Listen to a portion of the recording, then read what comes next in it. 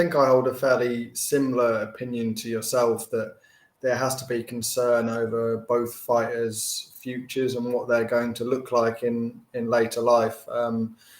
Maybe more so for Chisora than Joyce at the moment, just considering the amount of wars that he's been through in his professional career, as he's mentioned and we've alluded to. 48 fights, approaching that 50 mark, and you'd probably have to say a majority of them have been real hard, tough fights, and quite a lot of them in losing efforts as well, and a handful, you'd say, fairly heavy knockouts or stoppages. So with the amount of punishment that he's taken over his professional career and his amateur career as well, there's 100% concern to be had for what the future would hold for Derek Chisora when he does hang up the gloves.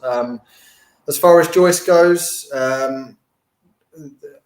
it's hard to make a case for him for what could be next. I watched an interview that Eamon did with Wally Downs, Sun boxing reporter, post-fight, and he put it well, actually. He said that he refused to defend, and I think the word refuse is quite a poignant word, really. He's obviously got the ability to defend. You would assume his coaches, he's a world-class boxer. He's been taught to defend, but that's just not something he did on Saturday night, and not something he's done for a number of years now in his professional career. Maybe if he did show more of that, we may be more in favour of him carrying on. But for me, not for me, really. Yeah, I mean, for me, it's not just that Joyce, uses his face as his defence, although that's obviously a big part of it, and he has done for some time. I think it has got progressively more apparent over time. I think there were elements of his defensive skill against Daniel Dubois in that famous victory, but not much since then. But I think with Joyce, it's as much about his demeanour as anything else. Having interviewed him several times over many years now, from back to when he first turned pro, he does seem to be more irritable, more sensitive to sounds and light, and just a lot of the other small things. And I'm, got to emphasize, I'm not a doctor. I'm sure no one thought I was, but a lot of things that are associated with dementia pugilistica, CTE, and brain injury. And yeah, as Frank Warren said in the interview we did earlier today, which is now on the channel, he's passing all his medicals. He's licensed, same as Chisora. And I can understand that argument. We are a liberal country. It's not for us to impinge on people's civil liberties, and it's up to them if they want to carry on and they know the risks when they go in. But I just don't find it a particularly palatable thing to watch, not just knowing how much punishment these guys have taken in the past, but having witnessed it either at ringside or on TV in many of their fights. And obviously that's a choice. I've chosen to watch them. I've chosen to watch them beating the shit out of each other. I've chosen to watch someone in Joyce, as Josh has just pointed out, hasn't got a great defense. And I know when I watch a Joe Joyce fight, I'm going to be watching him get punched heavily and frequently in the head, including by Zhilei Zhang twice. But I just think we're at a point now where Joyce does seem to have changed. And maybe that's not showing up on scans. Maybe his most recent medical was a little while ago. I'm not sure about that part of it. But I would think that the people around Joyce know now, not only that he's regressed, but also that he's not going to reach world title level. If that's the aim, that's just not going to happen. If you're losing to Chisora, and I mean this with all due respect, you're not going to be beating Joshua, Usyk, Dubois in a rematch in Joyce's case, or Fury. It's just not going to happen. So, I don't get the impression, or from what I've been told, that Joyce needs the money. So is it a case of he just loves competing and he's finding it hard to say goodbye? Because if it is, then for me, the people around him need to kind of make it clear that it's in his best interest, perhaps, to call it a day. Chisora is a different story, because while I do think there's clear regression on his part as well, he has been in this kind of same level for a long time. There isn't a clear decline in the last couple of years from where he was, when he beat Kubrat Pulev, for example. He fights infrequently as well, which I guess maybe helps to freshen him up a bit.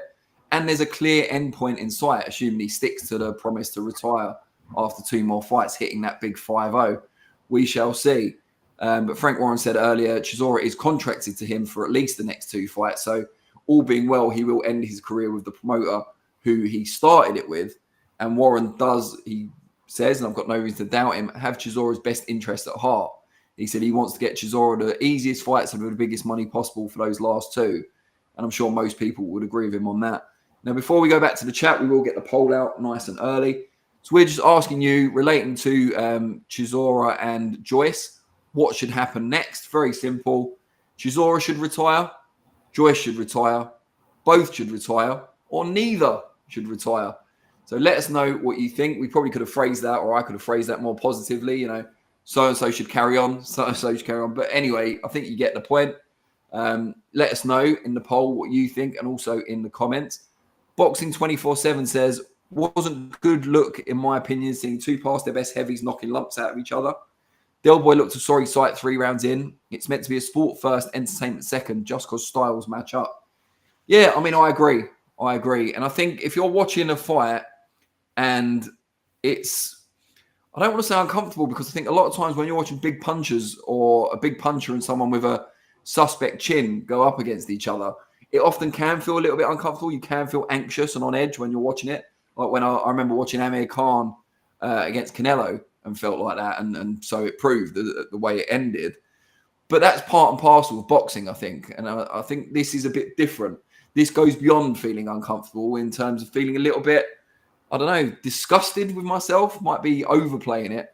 But I think people understand the point. You know, it's, if they are doing it, as they say, for our entertainment, then surely we have to shoulder some of the blame for creating the demand that has led to this.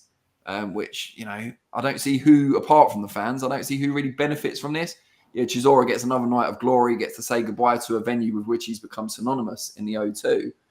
But in later life, if he's struggling to communicate with his children, grandchildren, whatever, same with Joyce, if they're struggling to complete everyday tasks, if they're, you know, if for any reason they need money post-career and they're struggling to get the jobs that they're going to need to do that, it's hard. It becomes harder and harder to justify being a boxing fan or someone involved in the sport.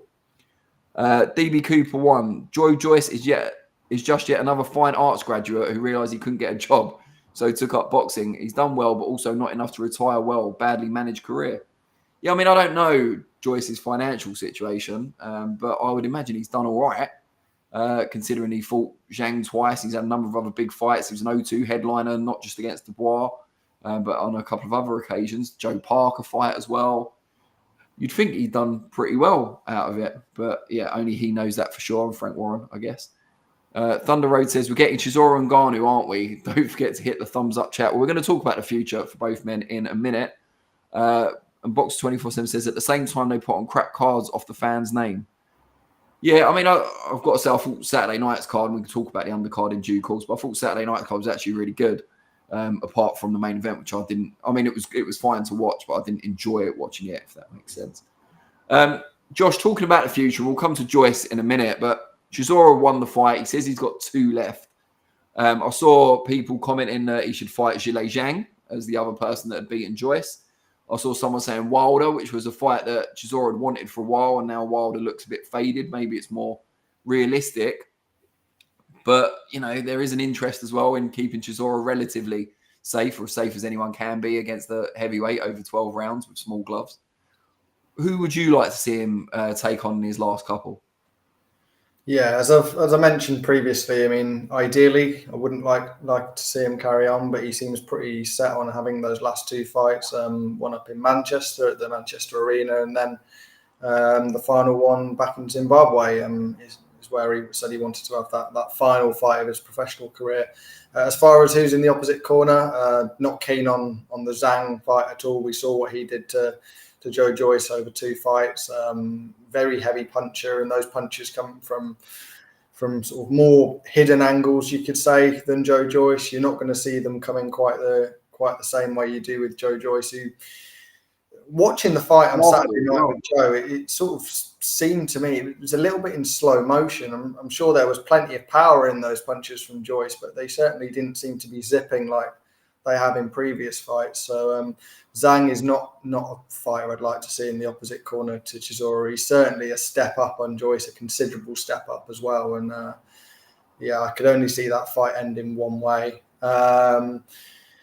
Obviously, Dillian Whyte has been mentioned. We don't really know sort of where Dillian Whyte is in his career. He had that comeback a number of months ago now over in Ireland, where he sort of got the job done, but we didn't really learn too much about him there. So he's a little bit of an unknown entity going to that. But I guess if that was to be made, there'd be significant interest in that, as obviously it's a trilogy fight and a long time since the second fight. So yeah, there'd be interest in that for sure. And it's sort of hard to see what are the fights that Chisora would be willing to take that would make the necessary money. I mean, obviously, you've got the British title sort of level, whether it would be even someone like a Johnny Fisher or an Atalma. Not sure I'd be too keen on that with Moses' performance on Saturday night. I know we'll get to that in due course, but there's certainly options at that level, but I'm not sure Derek would be too keen on the paycheck that comes with them. Yeah, I mean, the unfortunate thing for me is, while part of me would like to see the Dillian Whyte trilogy, because Whyte may not be the fighter he was, and Chisora might actually get a win as part of the trilogy at some point, because a lot of people felt he was unlucky not to get the decision in the first fight. He was winning the second when he got wiped out by that massive shot. So, there is a positive to it. The negative is that Dillian Whyte doesn't currently, as far as we're aware, have a UK license. As Frank Warren pointed out earlier, the British Boxing Board of Control manage the boxing events out in Saudi for Riyadh season, so it's unlikely to take place there, while Whyte doesn't have a British license as well. He can obviously fight in Britain or apply to fight in Britain under a foreign license, because we know he made his comeback in Ireland not that long ago. But the likelihood of the board letting him in while he's not allowed a license in this country or hasn't applied for one seems very unlikely. So not only is it unrealistic, perhaps, for the next fight, but I just think I don't want to see Chisora in another 12-round grueling slugfest. I want to see him wipe someone out early, or I want to see him get wiped out early, to be honest, because I think the majority of serious brain injuries in boxing come from long, grueling careers. And those long, grueling careers are packed full of 12-round competitive contests, which is what we want to see as fans, of course, but too many of them, and it does have an undeniable impact on the brain. The flip side of that is, if you do get knocked out in the first or second round, yeah, it's not great for you or your pride and your career. However, it's not as punishing. It doesn't give your brain as much damage as 12 rounds given and taken shots, particularly the taken, obviously. And it's hard to see Chisora Whyte 3 being anything that much different from 1 and 2. So I think they would both accrue an inordinate amount of punishment in that.